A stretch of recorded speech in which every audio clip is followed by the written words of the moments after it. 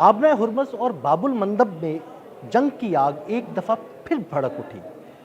आबना Hormuz में मुत्तहदा अरब इमारात के 2 बहरी जहाज़ों पर हमला किया गया, जबकि बाबुल मंदब में भी हौसियों ने एक बहरी जहाज़ को निशाना बनाया। ताज़ा तरीन सूरत हाल क्या है, इस बारे में अज़हर अली खान से बात करते हैं। अज़हर भाई, कुछ दिन ये मामला रुका रहा, लेकिन आबना हुर्मस में ये ताज़ा वाक़या है। 2 मुत्तहदा अरब इमारात के जहाज़ हैं, उन पर हमला किया गया। ये हमला किसकी जानिब से किया गया? और जबकि दूसरी जानिब हौसियों ने भी बाबुल मंदब में एक बहरी जहाज़ को निशाना बनाया। लेकिन सबसे पहले हम इसको डिस्कस कर लेते हैं कि आबनाए हुर्मुज़ में क्या हुआ है। आबनाए हुर्मुज़ के करीब 2 बड़े ऑयल टैंकर्स आ रहे थे और वो अबू धाबी की मिल्कियत थे, अबू धाबी से चले थे। उनमें तेल जो था वो भरा हुआ था। ये जब करीब पहुँचे हैं आबनाए हुर्मुज़ के, तो उन पे अटैक किया गया है, एरियल अटैक किया गया है और उसके बाद उसमें आग लग गई है, उसके कुछ हिस्से तबाह हो गए हैं, लेकिन उसमें अभी तक कोई हलाकतें सामने नहीं हाँ आई जी, वो हैं। कह रहे हैं कि अमला महफूज रहा है जी, इन जी। हमलों में। अमला महफूज रहा है। लेकिन ये हमला किसने किया है, अभी तक ये कुछ क्लियर नहीं हो सका है, क्योंकि ईरान ने उमूमन जब ये करता है तो वो एडमिट कर लेता है कि हमने किया है और वो इसका ऐलान करता है। लेकिन अभी तक ईरान की जानिब से ये नहीं कहा गया कि किसने हमला किया है। इसका मतलब ये है कि ये दोनों चीज़ें हो सकती हैं, या तो ईरान ने हमला किया है और वो कुछ देर के बाद किसी मुनासिब मौके पर इसको कहेगा कि हाँ तस्लीम करेगा, या फिर कुछ क़ुव्वतें ऐसी हो सकती हैं जो चाहती हैं कि किसी तरह ईरान को बदनाम किया जाए और ये बताया जाए कि ईरान जो है वो हर तिजारती जहाज़ पर हमला कर देता है, लोगों को वहाँ पर गैर महफूज हैं और देखो दुनिया की तिजारत अगर रुकी हुई है तो ईरान की वजह से रुकी हुई है। आबना हुर्मुज़ उसी ने बंद किया हुआ है, उसके दिल में ज़रा भी रहम नहीं आता कि दुनिया में इतनी महंगाई की आग भड़क उठी है, वो कुछ तेल जाने दे जिस तरह अमेरिका चाहता है कि वो जाने दे। तो इस तरह से एक ड्रामा भी क्रिएट किया जा सकता और है। क्या इस ड्रामे के पीछे इसराइल या अमेरिका, इन दोनों में से कोई एक हो सकता है? बिल्कुल, आपने बिल्कुल सही नाम लिया। लोग उमूमन शायद अमेरिका का नाम लेते हैं, लेकिन आपने इसराइल का नाम लेकर बहुत ही सही जगह पिन पॉइंट किया है। इसराइल बहुत सारी चीज़ें ऐसी कर रहा है, बहुत सारे ऐसे अटैक्स प्लान कर रहा है, बहुत सारी ऐसी खबरें दे रहा है दुनिया को, जिससे हर वक़्त आप हालत जंग में महसूस करें अपने आप को बेयकीनी की सूरत हाल में महसूस करें और ख़ास तौर पे कुछ ऐसे अटैक्स करता है जिससे पता चलता है कि ये ईरान ने किया है और ये बराह रास्त एक टेररिस्ट अटैक है जो ईरान ने किया। और इसकी सबसे बड़ी मिसाल सऊदी अरब में अरामको पर जब ड्रोन हमला हुआ, तो पाकिस्तान ने कहा कि भाई अभी थोड़ा सब्र करें, मामलात को देखें, जो बाद में साबित हुआ कि वो ईरान ने हमला नहीं किया था। जी, मैं आपको यही बताने की कोशिश कर रहा हूँ कि ये जो ये चाहते हैं ना कि ईरान को किसी तरह से दहशतगर्द साबित करें, उस पे लेबल लगाएं, तो असल में पता चलता है कि जिस तरह की भी अटैक्स होते हैं उसके पीछे इसराइल निकलता है और वो ईरान का नाम ले रहा होता है। जैसे रास तनूरा की ऑयल फैसिलिटी पे सऊदी अरब में हमला किया, तो जो कहा गया कि सऊदी अरब को कि भाई आप थोड़ा सा अपने आप को थोड़ा रिस्ट्रेन का मुजाहरा करें, तो उसके बाद पता चला कि ये सारी चीज़ें तो मोसाद ने प्लान की थी और हमले किए थे। तो कुछ बईद नहीं है कि आज आबना हुर्मुज़ के करीब जो हमला हुआ है वो मोसाद ने किसी तरह से प्लान किया हो और ईरान का नाम लेकर हमला किया हो। उनके पास ऐसी सहूलत है जिससे वो ये साबित कर देते हैं कि ये शायद ईरान की तरफ से ही हमला हुआ है। जैसे पहले उन्होंने ईरान की ज़मीन के बिल्कुल करीब से ड्रोन उड़ाए थे और रास तनूरा पे हमला किया था ऑयल फैसिलिटी पे।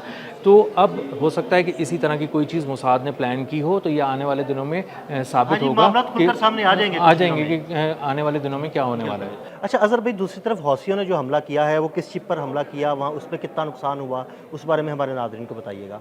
हौसियों ने रेड सी में बाबुल मंदब के पास एक तिजारती जहाज़ को निशाना बनाया है। ये वो तिजारती जहाज़ है जो बुनियादी तौर पे हौसियों की इजाज़त के बगैर बाबुल मंदब के करीब आ रहा था।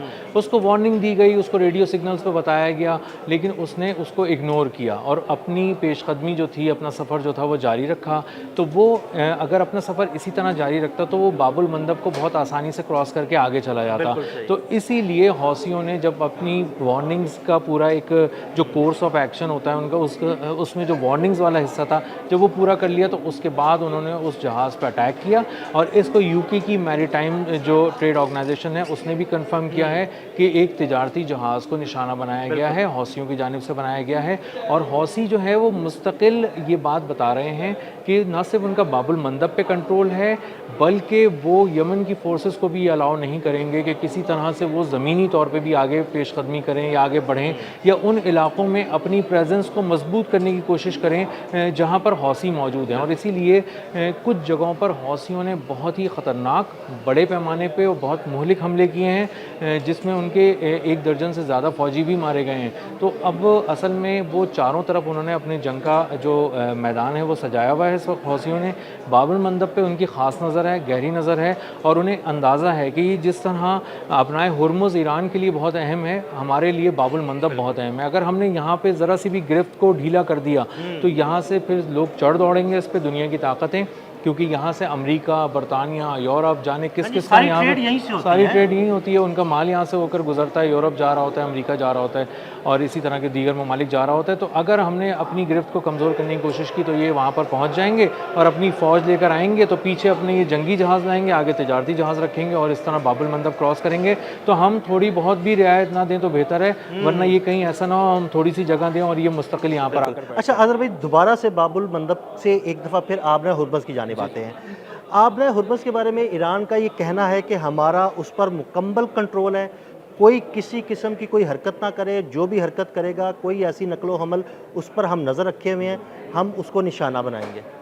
असल में हो ये रहा है कि ईरान ने न सिर्फ अपनी वहाँ पर गिरफ्त मजबूत करके रखी है, बल्कि वो उसको साबित भी करता रहता है। साबित इस तरह करता है कि जब ये लोग तिजारती जहाज़ों को वहाँ से गुजारने की कोशिश कर रहे हैं, अमेरिका को कह रहा है कि मेरी शय पर वहाँ से गुजरो, मेरी यकीन दहानी पे गुजरो, तो जो तिजारती जहाज़ वहाँ से गुजर रहे हैं वो आते हैं एरियल कवर में, यानी उनके ऊपर ड्रोन्स भी उड़ रहे होते हैं, उनके ऊपर जदीद तरीन तैयारे जो कमांड एंड कंट्रोल सेंटर के हामिल होते हैं, फाइटर जेट्स होते हैं और हेलीकॉप्टर्स भी होते हैं, और उनके बिल्कुल पीछे जंगी जहाज़ होते हैं और उससे पीछे अमेरिका का बहरी बेड़ा होता है।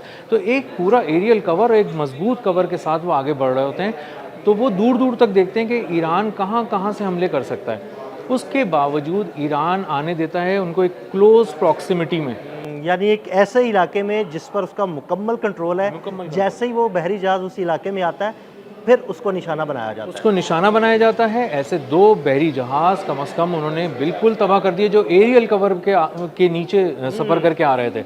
उन्होंने उन 2 जहाज़ों को तबाह कर दिया। उसके बाद वो एरियल कवर ना सिर्फ जवाब नहीं दे सका, वो बल्कि वो भाग गया वहाँ से। और इसी के साथ साथ जो पीछे 4 तिजारती जहाज़ आ रहे थे, उन्होंने जब ये देखा कि अमेरिका की जो फ़ौज है वो आई थी हिफाजत करने के लिए, लेकिन ईरानी हमले के बाद वो खुद तितर-बितर होकर भाग रही है, अपने आप को बचा रही है, तो उन्होंने कहा भाई ईरान जो कहता है बिल्कुल ठीक कहता है, वापस पलटो, पुरानी पोजीशंस पे पहुंचो, ईरान के साथ बात करो, फिर गुजरो। यानी अमेरिका जितनी मर्जी कोशिश कर ले, आबना हुर्मुज़ पर कंट्रोल हासिल नहीं कर सकता। आबना हुर्मुज़ पे कंट्रोल हासिल करना तो बहुत दूर की बात है अदील भाई। उन्होंने एक ना लकीर खींच दी है समंदर में, ईरान ने 500 किलोमीटर के अंदर मत आना आबना हुर्मुज़ के करीब।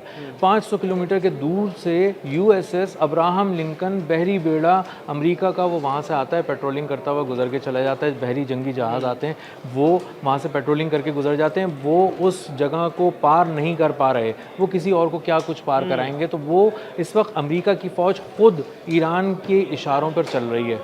तो इस वक्त पूरी दुनिया की तिजारत इसीलिए रुकी हुई है क्योंकि उसको ईरान के इशारे का इंतज़ार है और वो समझ चुके हैं। अब 5 महीने की इस जंग में हर दफ़ा, हर व्लॉग में और हर रोज़ की अपडेट्स जो हम लेते हैं न्यूज़ की, उसमें ये बात साबित हो चुकी है कि ईरान ने किसी 1-2 दिन के लिए भी अपना कंट्रोल नहीं छोड़ा है, कुछ घंटों के लिए भी अपना कंट्रोल लूज़ नहीं किया आबना हुर्मुज़ पे। और अमेरिका आबना हुर्मुज़ की जो समंदरी हदूद है वो तो है ही, लेकिन जो फ़िज़ाई हदूद है उसमें भी अमेरिका का कोई तैयारा, कोई ड्रोन आता है तो वो गायब हो जाता है या तबाह हो जाता है। बिल्कुल ऐसा ही है। और अब आज एक नंबर्स भी आए हैं कि 45 MQ-9 रीपर ड्रोन $1.3 अरब मालियत के तबाह कर दिए इस ईरान जंग में। तो वो जैम भी हो रहे हैं, हैक भी हो रहे हैं, तबाह भी हो रहे हैं। F-35 की भी कोई अब वक़्त नहीं रही है। F-15 को भी निशाना बना लेते हैं। KC-135 रिफ्यूलिंग टैंकर्स हो गए, E-3 सेंट्री अवॉक्स सैयारे हो गए, $700 मिलियन के चीखते रहते हैं। वो कभी कहते हैं हम फंस गए, कभी कहते हैं हम तबाह हो गए, कभी कहते हैं हमारा सिग्नल लॉस हो गया। तो इस वक्त ईरान जिस टेक्नोलॉजी के साथ बैठा है, डोनाल्ड ट्रंप को ये समझ में आ गया है कि आबना हुर्मुज़ तो खैर नहीं आने वाली उनके हाथ में।